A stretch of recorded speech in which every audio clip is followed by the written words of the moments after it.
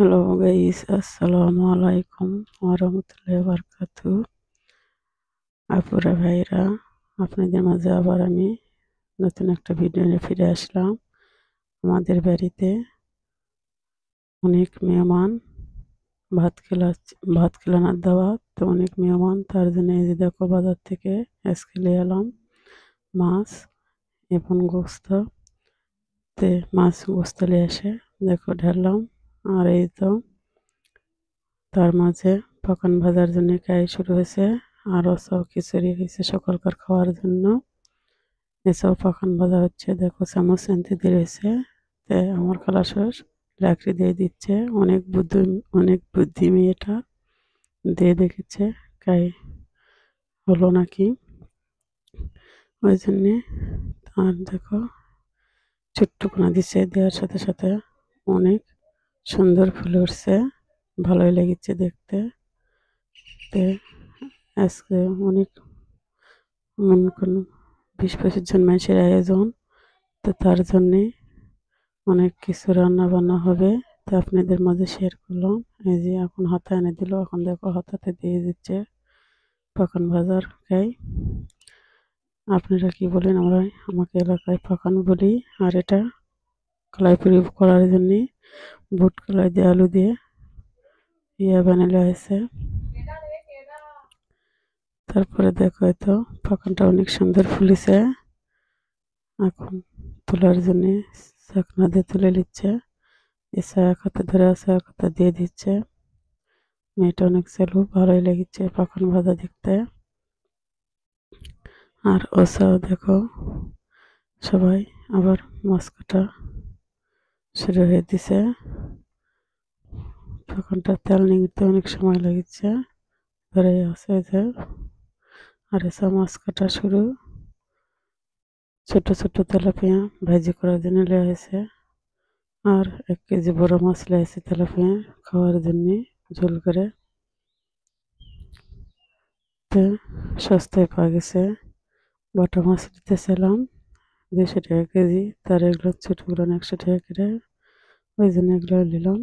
আচ্ছা, সুন্দর পড়তে হবে, এত ভালোই লাগবে। আর এসব কলাইপুরি কুমির হয়ে গেছে, এখন কলাইপুরি বানানো হবে। আচ্ছা, সকালকার নাস্তা ডাল দিয়ে আলু দিয়ে পোলাও, সেটাও খাওয়া হয়ে গেছে। তো দেখো ময়দা দিয়ে আর লালি গুড় দিয়ে পাকান ভাজা হচ্ছে। চালের পাকান ভালো লাগে না, ওই জন্য ময়দা দিয়ে শুরু হয়েছে। তো সব পাকান ভাজা শেষ হয়েছে, এখন দেখো কলাইপুরি ভাজাটা শুরু করা হয়েছে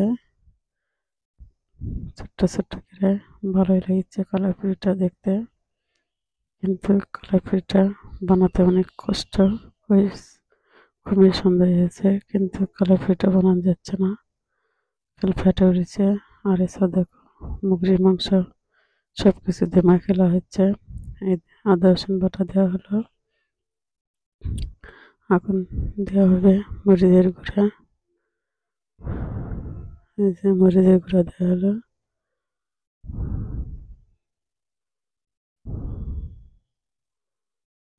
এখন হলুদের গুঁড়া দেওয়া হবে। হলুদটা অনেক ভালো, ওই জন্য অল্পটুকু দিলাম, বেশি দিলে পরে গন্ধ হবে। এছাড়া লবণ দেওয়া হবে স্বাদ মতো।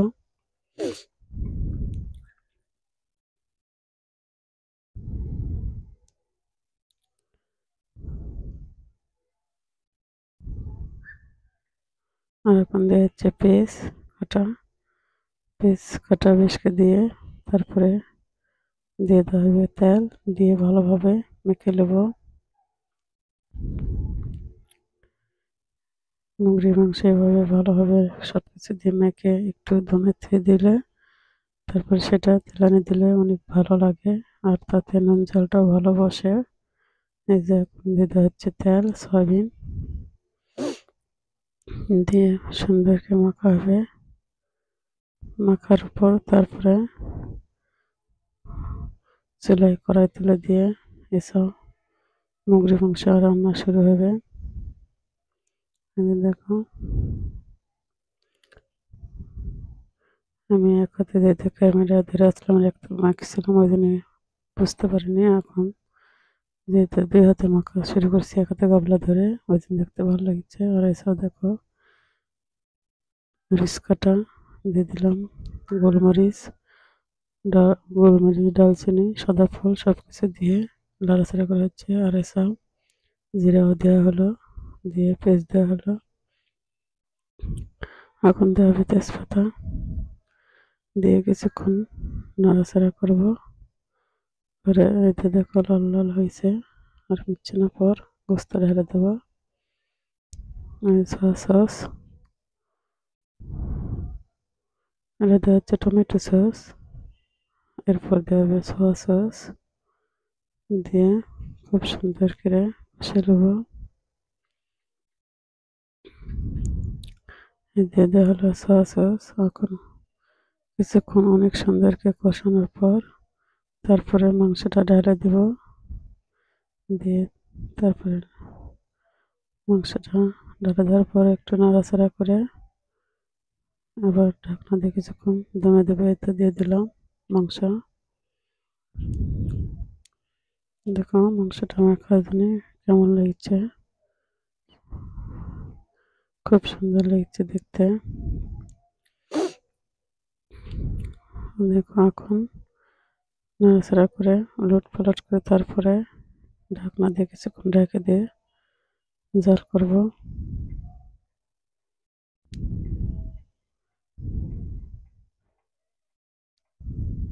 এই যে ঢাকা হলো, আবার দেখো কিছুক্ষণ পরে আবার নাড়াচাড়া করার জন্য ঢাকনা তুলে নাড়াচাড়া করছি।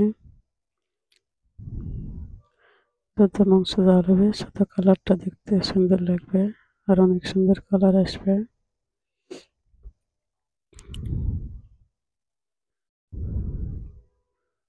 দেখো বেশ চুলাই দিত, রান্না তুলে দেওয়া হয়েছে আলোক চুলা ছাদের উপর। আর এসে দেখো গরুর মাংসটাও মেখেলা হবে, দিয়ে তো আসলো। দেখো আদা রসুন দেওয়া হচ্ছে গরুর মাংসতে।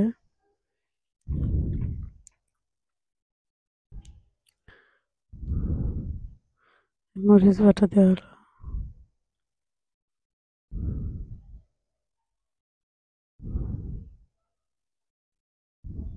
যে এখন দিল হলুদ, লবণ,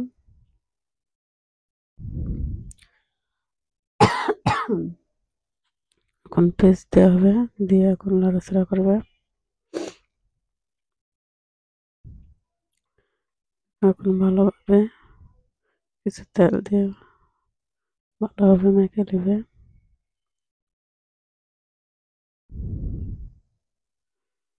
এসব মুরগির মাংস জাল হচ্ছে, জাল হতে হতে গরুর মাংসটা মাখাতে হয়েছে। মাখে তারপরে মুরগির মাংস নামার পরে আবার গরুর মাংস তুলে দেওয়া হবে। ওই জন্য আগে মেখে তুলে, তাতে ভালো হবে, একটু নুন জল বসবে। আর সব কিছু হবে কাজে। এসব মাছ মাখা শুরু, মাছ মাখার জন্য মরিচ বাটা দেওয়া হলো। ভাজা মাছে ঝাল নুন বেশি না দিলে ভালো লাগে না, ওই জন্যে ঝাল নুন একটু বেশি দেওয়া হয়েছে। দিয়ে আমাকে এটাও ধুয়ে দেওয়া হবে। যেহেতু আলাগ চুলাই একটা নামলে আর একটা দিতে হবে, ওই জন্য সব কিছু রেডি করে তুলে ভালো হবে। দেখো মুরগির মাংসটা রান্না হয়ে গেছে প্রায়, আর একটু কষাবো, কষানোর পর নামাবো। যেহেতু মুরগির মাংস গরুর মাংস মাছ ভাজি আবার ঘাটি হবে, এই তো নামানো হলো, মাংসটা হয়ে গেল। এখন ঢালে নেবো, দেওয়ার পরে ওটাতে আবার গরুর মাংস দিয়ে দেবো। আর এসব দেখো মাছ ভাজা শুরু হয়েছে, কালাইপুরি ভাজার পরে এখন মাছ ভাজা। আর এটা দেখো গরুর মাংস দেওয়ার জন্য এখন তেল ঢেলে দিলাম কড়াইতে, দিয়ে কাঁচামরিচ দেওয়া হবে, পেঁয়াজ দিয়ে তারপরে ময় মশলা সব কিছু দিয়ে লাল করে ভেজে নেওয়ার পর দিয়ে দেব গরুর মাংস। এই যে পেঁয়াজ দেওয়া হলো, কাঁচামরিচ,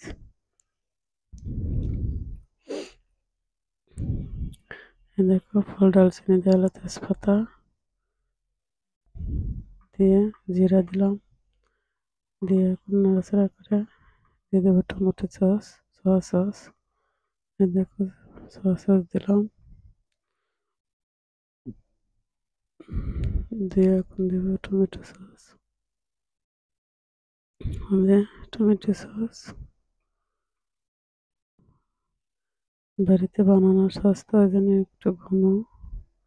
আপনাদের আগে সস বানানো ভিডিও দেখছি, সেই সসে এটা মাছ ভাজা তোলা হয়েছে। আর মাছ ভাজাটা অনেক সুন্দর হয়েছে, কালারটা ভালোই লেগেছে। এখন মাংস ঢেলে দেওয়া হবে গরুর। এই দেখো গরুর মাংস ঢেলে দেওয়া হলো,